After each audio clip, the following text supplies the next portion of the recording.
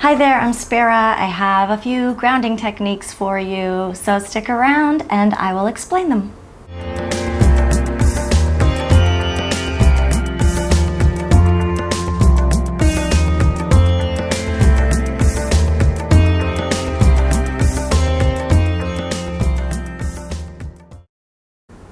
Hi, this is Spira. Welcome to my channel where I teach and talk about yoga, trauma healing, and self-care techniques. So today I would like to talk to you about grounding techniques. Now, a lot of people are still not sure what grounding is or why it's useful, what it's used for. Basically, grounding is bringing yourself back to the present moment when you're not.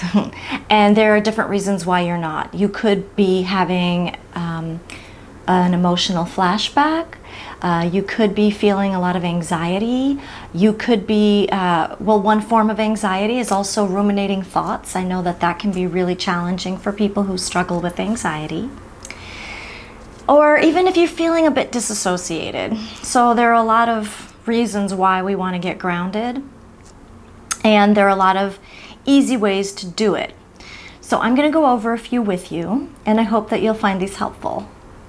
Now, within each category, I also have a few different examples. So in the end, this will be more than 5, but either way, I hope that you find them useful. The first one is body awareness, and there are many ways to use your body to become more present. In other words, being in your body. Now, technically, we should be in our bodies all the time, but that's not always the case. And so doing these practices is not only going to get you out of trouble, I guess, when you're anxious, but also help you to practice being in your body. The first one is placing your feet on the ground. You can be sitting in a chair, you can be on your sofa, it doesn't matter where you are. You could be sitting on the floor with your knees bent and your feet on the floor. And then all you need to do, and if you want, you can try this with me now. Just have your feet on the floor and notice them. Just bring your awareness to your feet and then feel the ground underneath you, whether it's a floor, whether it's a carpet, whether you're outside and it's in the grass. In fact, doing this on the grass is really great, so I encourage you to try that. Or you can be at the beach, in the woods, it doesn't matter. Just put your feet on the ground and feel the ground. Feel whatever it is under your feet. Just really play with that. Play with the sensations. Even maybe shift your weight around your feet. You can even stomp your feet into the ground. Just get your feet on the ground. That's the quickest, easiest way to get grounded. And then maybe even bring awareness to your breath as well. In general, just bring awareness to your whole body. But starting with the feet, that's one way to do it.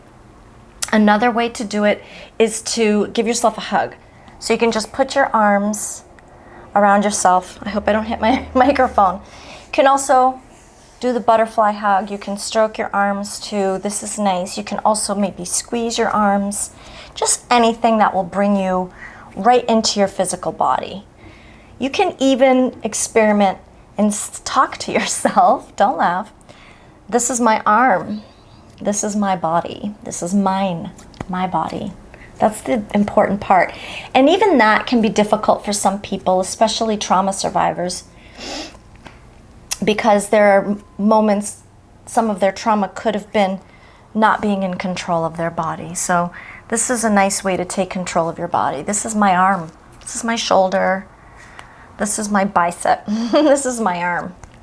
You can tap yourself, squeeze, okay? Lots of different things to do there. You can even squeeze your fists or make fists and then release.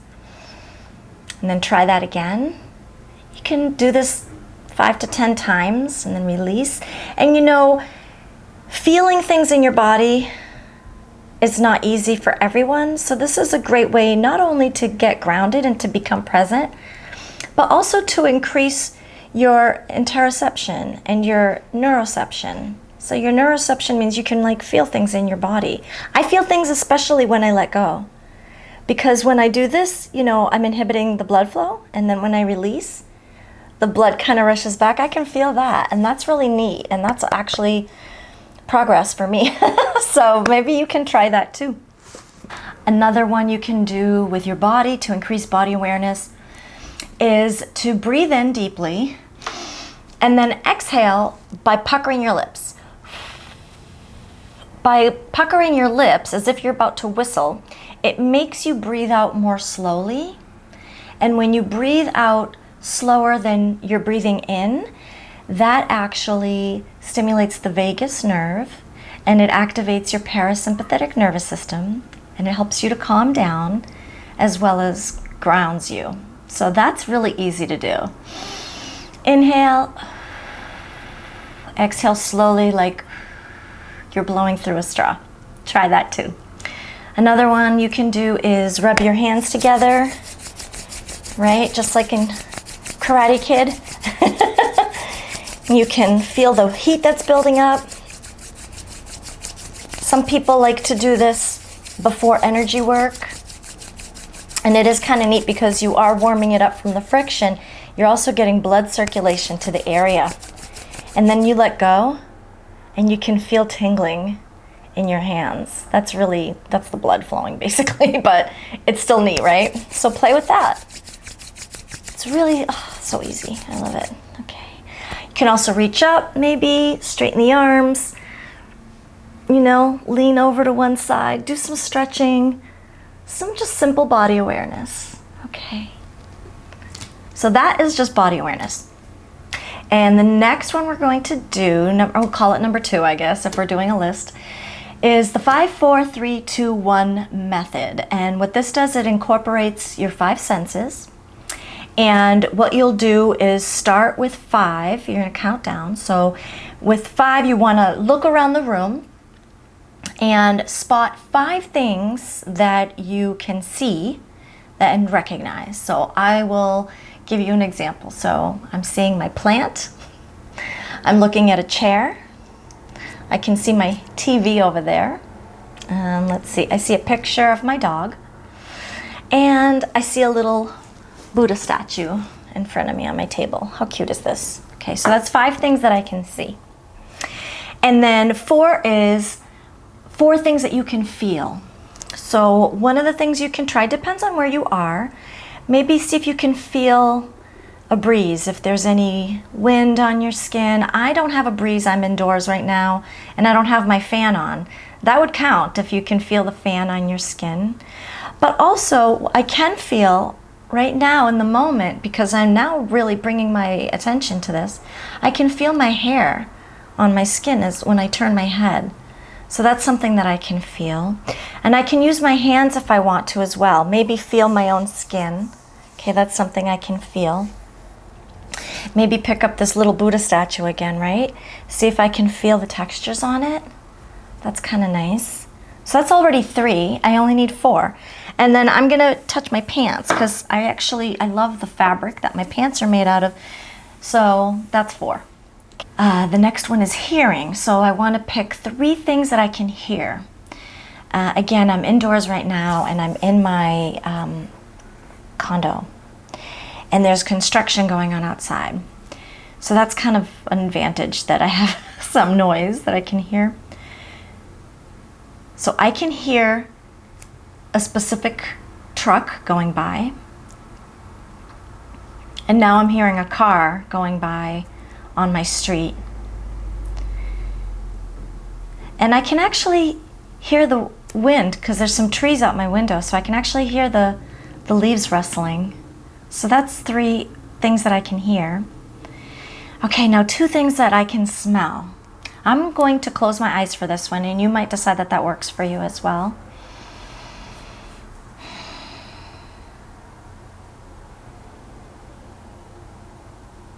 I can smell my hair stuff, my shampoo or my conditioner.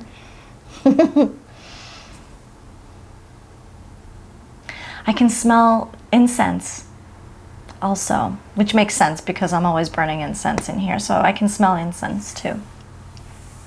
And then the last one is taste, just one thing that you can taste, and if you want, you can pick something up to taste. For me, I can taste mint because I actually just had a mint a few minutes ago, so I can still taste that. But if you'd like, you can get something to drink or eat and taste that way. And again, that's just bringing you into the present moment, right? So it doesn't matter if, it doesn't mean you can't get up to do these things, okay? The third one is a mental exercise. There actually are quite a few mental exercises, but this particular one is called categories. And what you're going to do is stop and think of as many things as you can in specific categories. For example, I'm going to choose a theme of colors because I love colors and I'm an artist and that just fits me. But you can do movies, you can do sports teams, there's so many books, your favorite books, things like that. So I'm gonna do a double trouble kind of exercise because again, I am in my home and I am an artist and I'm actually facing a mural that I've painted. So I'm noticing brown and I'm noticing red orange and I'm noticing a beautiful ivory cream color and I'm noticing like a coffee cream color as well, and I'm also seeing this mango orange, and I can see into the other room, I can see this light green, and looking over at my plant again, I'm seeing this beautiful leaf green. So it's just a simple list of how many colors I can try to name. And that's a really nice way to get you to pause and think more in terms of mental exercises. So number 3 was technically categories. And even though categories is a mental exercise, I'm also going to go with number 4. I'm going to make mental exercises because there are actually a few in that category. So the one that I just did earlier about looking around and looking for colors, that was something I did sort of as a combination, but you can also pick a color and then look around the room that you're in and see if you can find that color. So for example, if I pick brown, and I'm doing that on purpose because I'm in my house, I can see brown things in my house. I can go around the room. My sofa is brown. There's some brown in the mural that I painted.